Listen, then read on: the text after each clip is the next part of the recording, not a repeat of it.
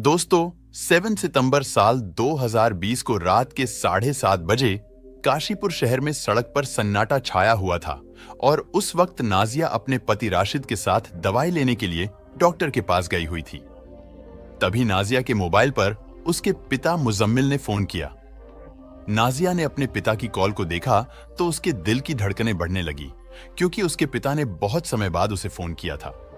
लेकिन उसकी समझ में यह नहीं आ रहा था कि उसके पिता ने उसे किस लिए फोन किया था। ये जानने की उत्सुकता के साथ साथ उसकी चिंता भी बढ़ने लगी थी।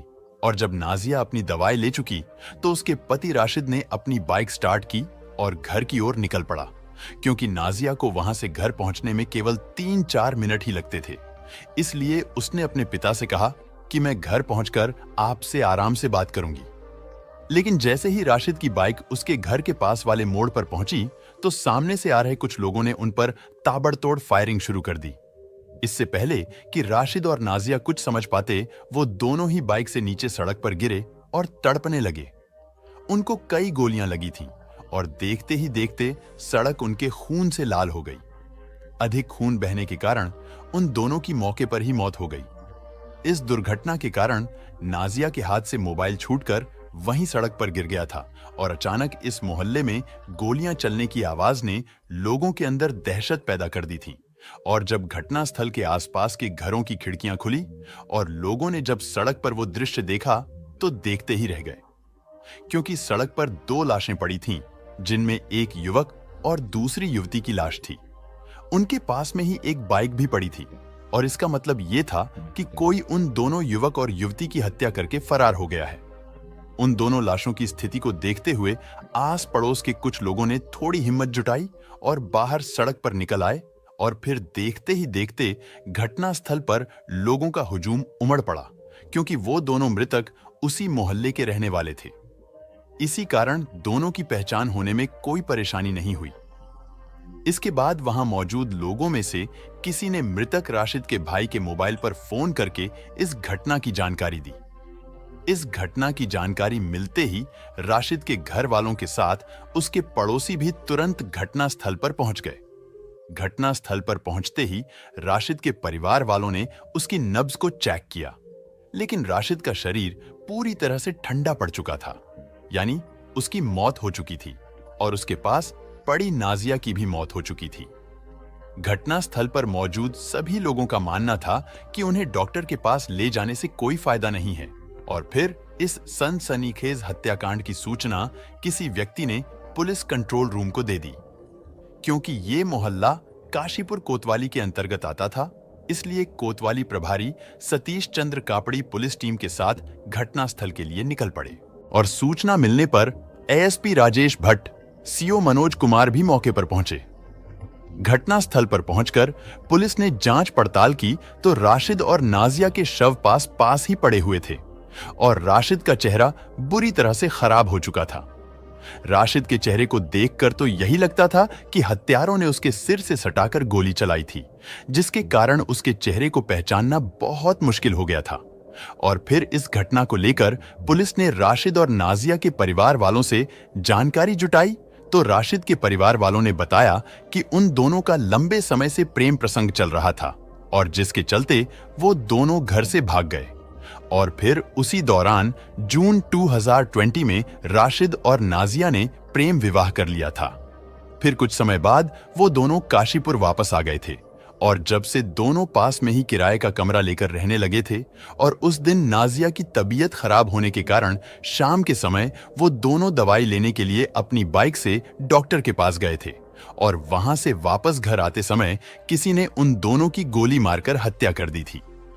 घटनास्थल की जांच के दौरान पुलिस ने मृतक राशिद और उसकी बीवी नाजिया के मोबाइल अपने कब्जे में ले लिए थे और जब पुलिस ने उन दोनों के मोबाइल की जांच की तो पता चला कि घटना के समय नाजिया अपने पिता से फोन पर बात कर रही थी और यह सुराग मिलते ही पुलिस समझ गई थी कि राशिद और नाजिया की हत्या में नाजिया के पिता मुजम्मिल का हाथ हो सकता है।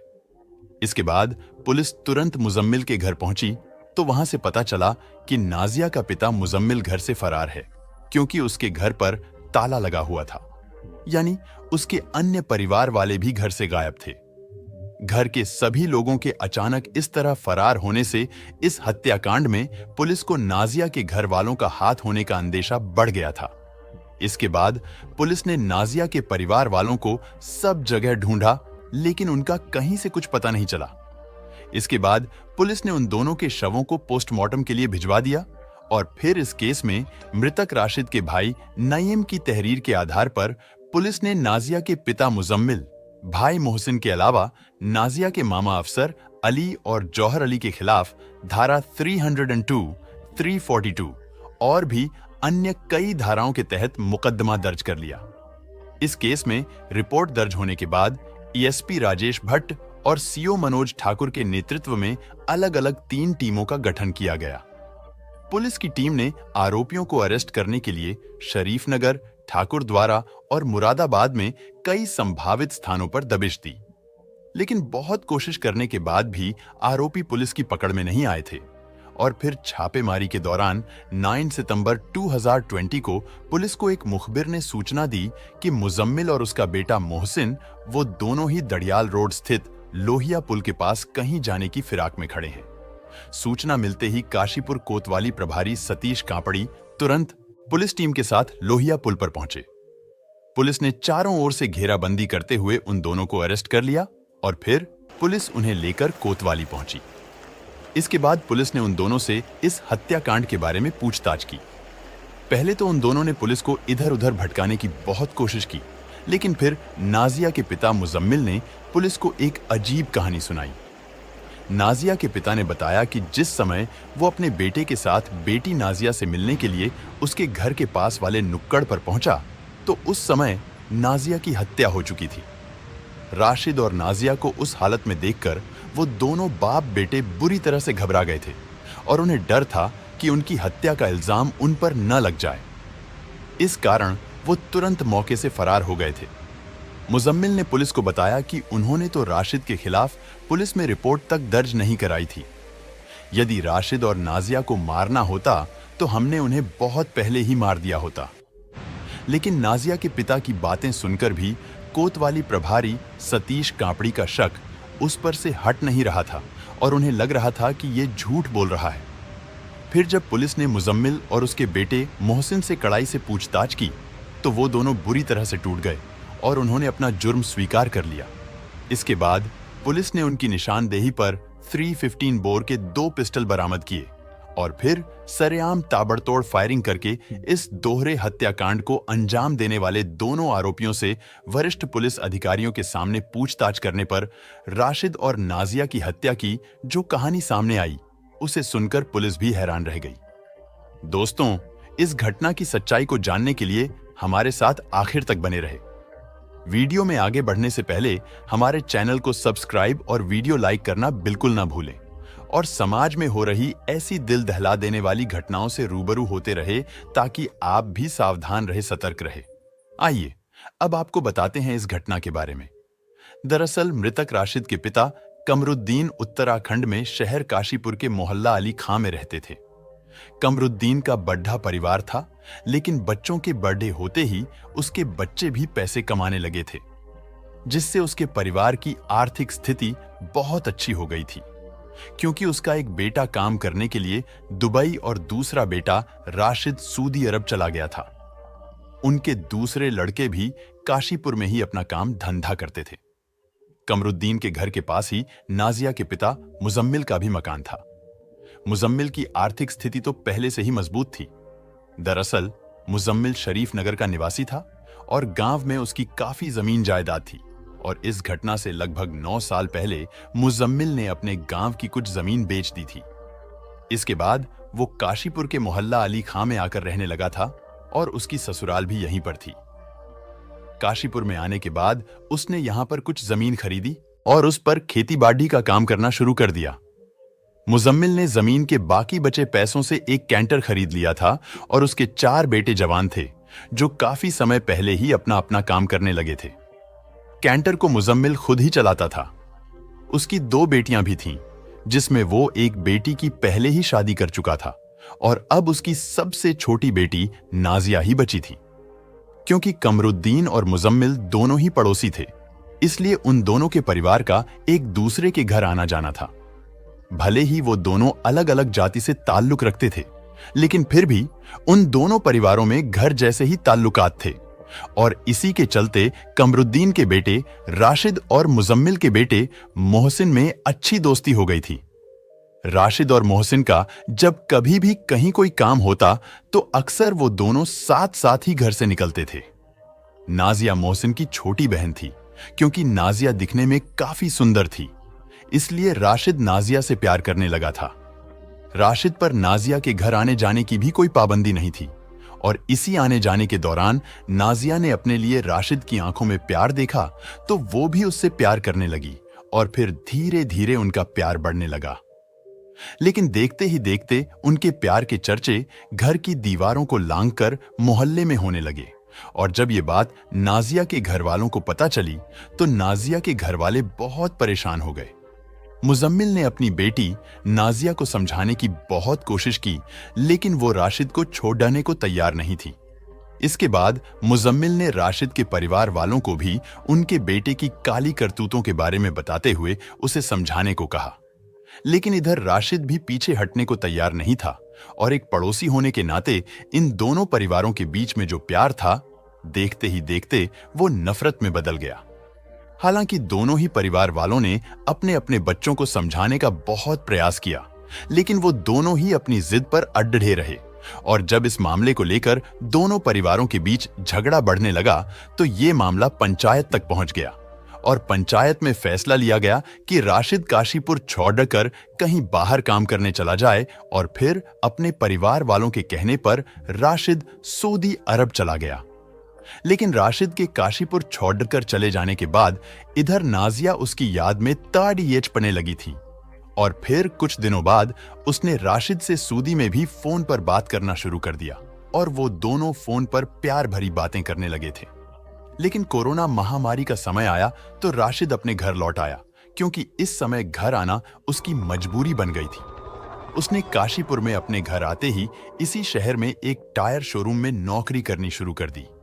उसी दौरान राशिद का पुराना दोस्त और नाजिया का भाई मोहसिन भी अपनी पुरानी रंजिश को भुलाकर राशिद से मिला, क्योंकि मोहसिन सऊदी अरब जाना चाहता था और वो जानता था कि लॉकडाउन खुलते ही राशिद फिर से सऊदी चला जाएगा। लेकिन राशिद के सऊदी चले जाने के बाद से ही मोहसिन के दिल में भी सऊदी जाने की इच्छा पैदा हो गई थी और मोहसिन जानता था कि वो राशिद के संपर्क में रहकर ही सऊदी अरब तक पहुंच सकता है। लेकिन मोहसिन के साथ फिर से दोस्ती हो जाने के बाद राशिद को तो अपने प्यार की मंजिल और भी आसान लगने लगी थी और दोबारा दोस्ती होने के कारण राशिद का नाजिया के घर फिर से आना जाना शुरू हो गया था और यही आना जाना उन दोनों को उस मंजिल तक ले गया जहां से उन दोनों का लौटना बहुत मुश्किल हो गया था। यानी उनके प्रेम संबंध और भी ज्यादा मजबूत हो गए थे। और फिर इस घटना से लगभग 3 महीने पहले राशिद और नाजिया अचानक घर से फरार हो गए। नाजिया के घर से फरार होते ही उसके घर वालों को गहरा सदमा लगा, क्योंकि उन्होंने ये कभी सपने में भी नहीं सोचा था कि एक दिन उनकी बेटी उनकी इज्जत को तार तार कर देगी। नाजिया के पिता मुजम्मिल को पता था कि वो जरूर राशिद के साथ गई होगी। राशिद के बारे में जानकारी जुटाने पर पता चला कि वो भी घर से गायब है। लेकिन मुजम्मिल को सबसे बड़ा दुख इस बात का था कि उसकी बेटी ने एक गैर बिरादरी के लड़के के साथ भागकर समाज में उसकी इज्जत मिट्टी में मिला दी थी। मुजम्मिल के मान सम्मान को ठेस पहुंची तो उसने राशिद को फोन करके उन दोनों को जान से मारने की धमकी दी। लेकिन फिर भी नाजिया और राशिद ने फरार रहते हुए ही एक मौलवी के पास जाकर निकाह कर लिया और जब ये बात नाजिया के घर वालों को पता चली तो उनके घर में मातम सा छा गया। समाज में अपनी इज्जत पर लगे दाग को देखते हुए नाजिया के पिता मुजम्मिल ने इस राज को राज ही रहने दिया। यानी मुजम्मिल ने इस मामले में पूरी तरह से चुप्पी साध ली। फिर वो नाजिया और राशिद के वापस लौटने का इंतजार करने लगा। राशिद ने नाजिया के साथ निकाह करते ही अपना मोबाइल नंबर भी बदल लिया था, जिसके बाद मुजम्मिल की उनसे बात नहीं हो पाई थी। क्योंकि मुजम्मिल पेशे से एक ड्राइवर था, इसलिए वो काफी तेज तर्रार भी था। वो किसी तरह से राशिद का नया मोबाइल नंबर हासिल करना चाहता था और वो जानता था कि राशिद के घर वालों से ही उसका फोन नंबर मिल सकता है। फिर उसने किसी तरह राशिद की मां को विश्वास में लेकर उसका मोबाइल नंबर हासिल कर लिया। लेकिन जब नाजिया के पिता मुजम्मिल के सब्र का बांध टूटा तो उसने दूसरी चाल चली। मुजम्मिल ने एक दिन अपनी बेटी को फोन करके कहा कि बेटी नाजिया, तुमने जो किया सो किया बेटी, तुम्हें देखे हुए बहुत दिन हो गए। अब तुम्हारे बिना हमसे रहा नहीं जाता। हमें अब तुमसे कोई गिला शिकवा नहीं है। तुम दोनों घर वापस लौट आओ। हम चाहते हैं कि तुम दोनों की धूमधाम से शादी करा दें। मुजम्मिल की यह बात सुनकर नाजिया को विश्वास नहीं हुआ, लेकिन फिर भी उसने ये बात अपने पति राशिद को बताई और साथ ही ये आ गया और वो नाजिया को अपने साथ लेकर कहीं गया हुआ है। ये जानकारी मिलते ही नाजिया के पिता ने इस हत्याकांड को अंजाम देने की पूरी प्लानिंग कर ली। लेकिन उस समय उसे ये जानना भी जरूरी था कि वो दोनों शहर में ही गए हैं या फिर कहीं बाहर गए हुए हैं। ये पता लगाने के लिए वो अपने घर के मोड़ पर बने एक चबूतरे पर जाकर बैठ गया, लेकिन वहां पर पहले से ही कई लोग बैठे हुए थे। इस कारण मुजम्मिल वहां से उठकर वापस अपने घर चला आया, क्योंकि उसके दिमाग में राशिद और नाजिया की हत्या को लेकर जो प्लानिंग चल रही थी वो उसकी वजह से बहुत परेशान था। लेकिन जब राशिद और नाजिया को गए हुए काफी समय बीत गया तो उसके सब्र का बांध टूट गया। इसके बाद उसने नाजिया के नंबर पर फोन किया। नाजिया अपने पिता का फोन आते ही भावुक हो उठी और उसने पिता को बताया कि वो दवाई लेने आई हुई थी और अब वो कुछ ही देर में घर के लिए निकल रही है। ये जानकारी मिलते ही मुजम्मिल तुरंत अपने बेटे मोहसिन को साथ लेकर अपने घर की ओर आने वाले मोड़ पर पहुंच गया। उस समय वहां पर बैठे लोग भी अपने अपने घर जा चुके थे और जैसे ही राशिद नाजिया को साथ लेकर अपने घर की ओर जाने वाले मोड़ पर पहुंचा तो नाजिया के पिता और उसके भाई मोहसिन ने ताबड़तोड़ गोलियां चलाकर राशिद और नाजिया को मौत के घाट उतार दिया। मुजम्मिल और उसके बेटे मोहसिन से विस्तार से पूछताछ करने के बाद पुलिस ने उन्हें 11 दिसंबर 2020 को कोर्ट में पेश किया। फिर वहां से उन दोनों को जेल भेज दिया गया। दोस्तों, इस घटना को सुनाने का उद्देश्य किसी के दिल को ठेस पहुंचाना नहीं है, किसी को परेशान करना नहीं, बल्कि आपको जागरूक करना है, आपको सचेत करना है। दोस्तों, इस पूरी घटना के बारे में आपकी क्या राय है, कमेंट बॉक्स में जरूर बताएं और अगर हमारी मेहनत पसंद आई हो तो इस वीडियो को लाइक करते हुए शेयर भी करें। अगर आपने अब तक क्राइम विद अलवी चैनल को सब्सक्राइब नहीं किया है तो हमारे चैनल को सब्सक्राइब कर लीजिए।